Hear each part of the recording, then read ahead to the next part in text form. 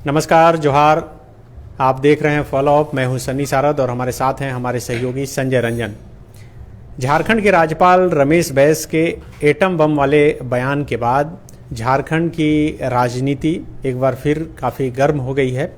हर तरफ फिर से मुख्यमंत्री हेमंत सोरेन से जुड़े मामले की जो चर्चा है वह शुरू हो गई है। इस वक्त हम आपके साथ लाइव इसलिए जुड़े हैं क्योंकि मुख्यमंत्री हेमंत सोरेन की विधायकी से जुड़े मामले में एक बड़ा अपडेट आया है।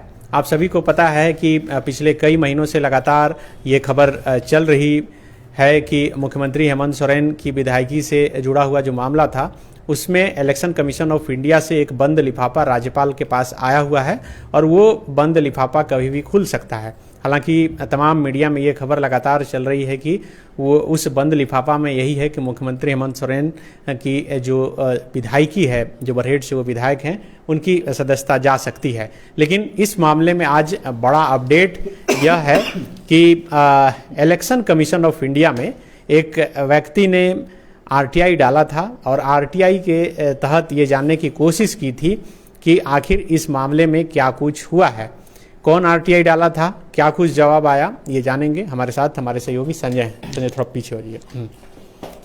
तो ये मुख्यमंत्री हेमंत सोरेन से जुड़े मामले की जानकारी को लेकर इलेक्शन कमीशन ऑफ इंडिया में आरटीआई किया गया था। आरटीआई दाखिल करने वाले ने क्या कुछ लिखा था उसमें और किसने ये आरटीआई किया था?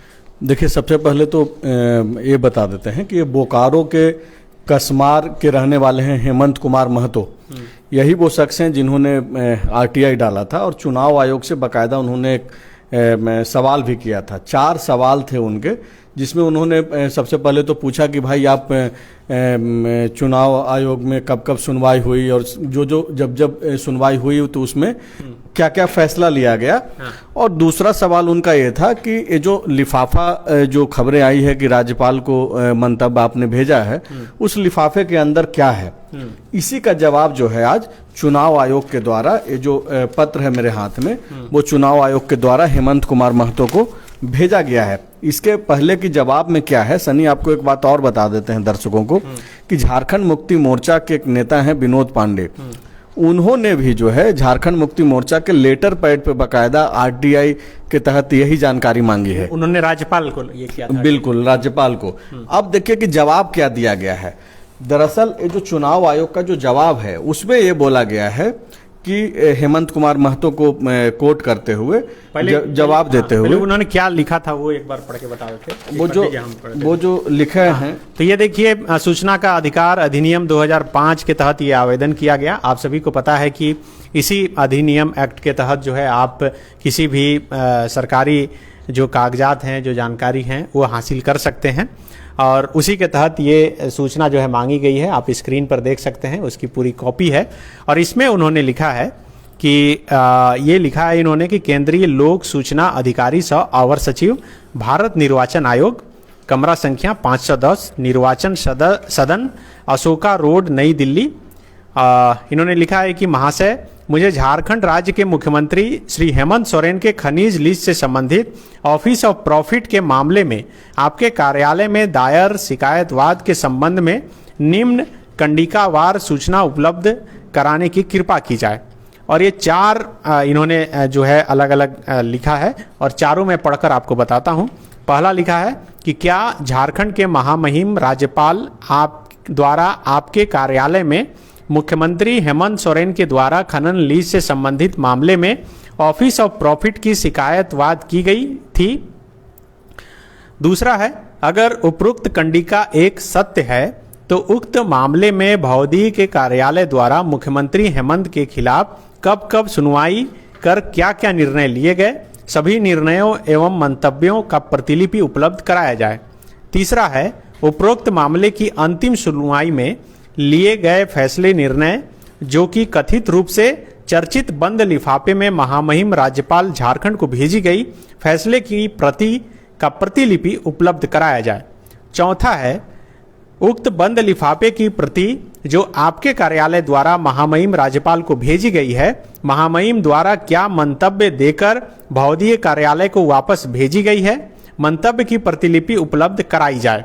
ये हेमंत कुमार महतो ग्राम रांगामाटी, पोस्ट दुर्गापुर, थाना कसमार, जिला बोकारो। इन्होंने ये आरटीआई के तहत आवेदन दिया था केंद्रीय लोक सूचना अधिकारी सह अवर सचिव भारत निर्वाचन आयोग। इसका जवाब क्या आया है ये संजय बताएंगे आपको। इसका जवाब ये है सनी कि बकायदा ये जो चुनाव आयोग के द्वारा जो हेमंत कुमार महतो को जो जवाब दिया गया है उसमें ये बोला गया है कि सूचना के अधिकार अधिनियम 2005 की धारा 8 खंड 1 और 8 खंड 1 ज के तहत प्रकटीकरण से छूट दी गई है। मतलब कि ये जो सूचना मांगी गई थी सूचना, वो इन धाराओं के तहत जो है ये बाध्य नहीं होते हैं, ये लोग चुनाव आयोग बाध्य नहीं है कि ये जानकारी साझा करे। दूसरे जो पैरा है उसमें बाकायदा चुनाव आयोग ने भी कहा है कि अगर आप मेरे जवाब से संतुष्ट नहीं हैं तो आप 30 दिन के भीतर जो है प्रथम अपील कर सकते हैं, आप जा सकते हैं। आपको लगता है कि हमारा जवाब जो है वो सही नहीं है, उचित नहीं, तो फॉर्मेट है वो। हाँ, तो ये जो फॉर्मेट है, तो कुल मिलाकर के चुनाव आयोग ने मना कर दिया कि जो भी आप सवाल का जवाब आप ढूंढ रहे हैं वो हम देने के लिए बाध्य नहीं है। तो ये सिर्फ हेमंत कुमार महतो के सवाल के जवाब पे ही ऐसा जवाब जो आया है, आप इसको यहीं तक सीमित मत रखिए। अब जब जो विनोद पांडे के द्वारा जो झारखंड मुक्ति मोर्चा के लेटर पैड पे जो आरटीआई डाला गया है और जो जवाब मांगा आपका कहने का मतलब है कि उसका भी जवाब नहीं, भी जवाब ऐसा ही आएगा। कोई भी सवाल जो मुख्यमंत्री हेमंत सोरेन से संबंधित है, खास करके खनन पट्टा वाले मामले में, उसको लेकर के जो है कोई जवाब चुनाव आयोग के द्वारा या फिर राज्यपाल के द्वारा नहीं आना है। तो इसको आप कुल मिलाकर बात यह है कि भाई इनका कहना है कि मामला कॉन्फिडेंशियल है और हम इसके बारे में आपको जानकारी नहीं दे सकते हैं। तो देखिए, कल जो सबसे बड़ा अपडेट, सबसे पहले फॉलोअप ही आपको बताया था कि किस तरह से राज्यपाल रमेश बैस ने एक निजी चैनल से बातचीत करते हुए बड़ा बयान दिया है, और उसके बाद ही आप अलग अलग मीडिया प्लेटफॉर्म में लगातार वो खबर देख रहे होंगे, पढ़ रहे होंगे, सुन रहे होंगे। और आज ये खबर सबसे पहले फॉलोअप ही आपको ये जानकारी आप तक पहुंचा रहा है कि इलेक्शन कमीशन ऑफ इंडिया को आरटीआई हेमंत कुमार महतो नाम के एक युवक ने किया था, और उसके जवाब में इलेक्शन कमीशन ऑफ इंडिया ने साफ कर दिया है कि हम इसका जवाब नहीं दे सकते। तो इसका मतलब है कि अभी एटम बम फटने का इंतजार करना होगा।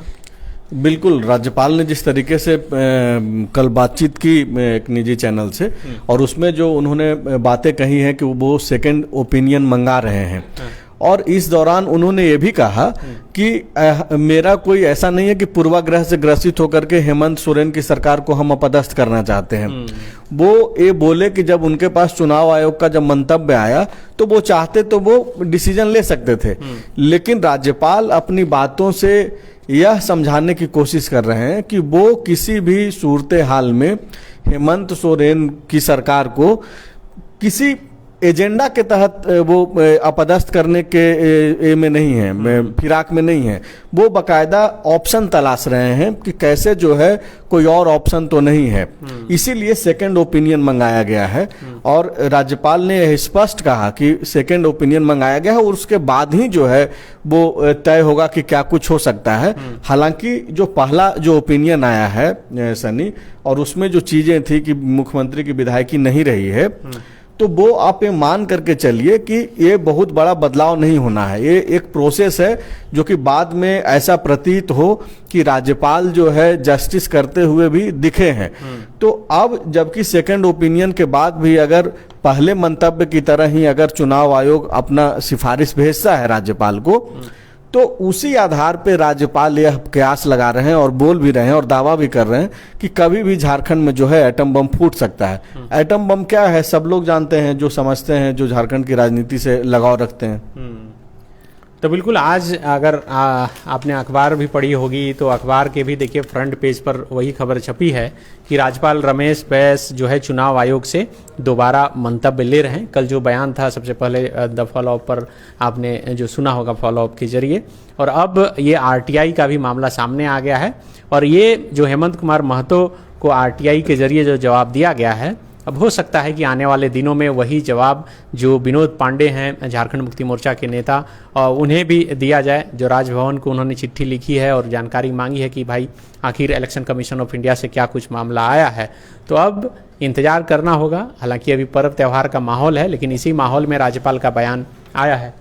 ये सिर्फ हेमंत कुमार महतो और विनोद पांडे ने ही सवाल नहीं किया है। अच्छा। आपको याद होगा कि मुख्यमंत्री हेमंत सोरेन जब राजभवन गए थे खुद से भी तो राज्यपाल से मिलकर के बाकायदा उन्होंने 3-4 पन्ने का एक मांग पत्र के तौर पे उन्होंने सौंपा था और बाकायदा उन्होंने मांग भी किया था कि भाई लिफाफा में अगर कुछ है तो वो सार्वजनिक कीजिए।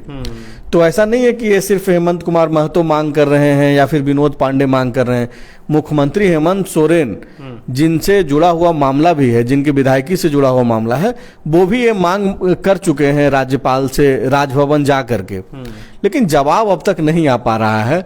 कभी ये बोल दिया जाता है कि भाई लिफाफा में गोंद बड़ा दूसरे तरीके का गोंद से चिपक गया, लिफाफा नहीं खुल रहा है। अब ये बोला जा रहा है कि कभी भी एटम बम फट सकता है। तो अभी इंतजार करना होगा, सब राज्यपाल के ही विवेक पे है कि वो कब इसको सार्वजनिक करेंगे। तो बिल्कुल राज्यपाल के विवेक पर है कि आखिर कब वो इसे सार्वजनिक करते हैं, तब तक तो इंतजार करना पड़ेगा। लेकिन अभी बड़ा अपडेट यही था कि आरटीआई से जो जवाब मांगा गया था उसमें यही बताया गया है कि हम इसके बारे में आपको कुछ फिलहाल नहीं बता सकते हैं। शुक्रिया।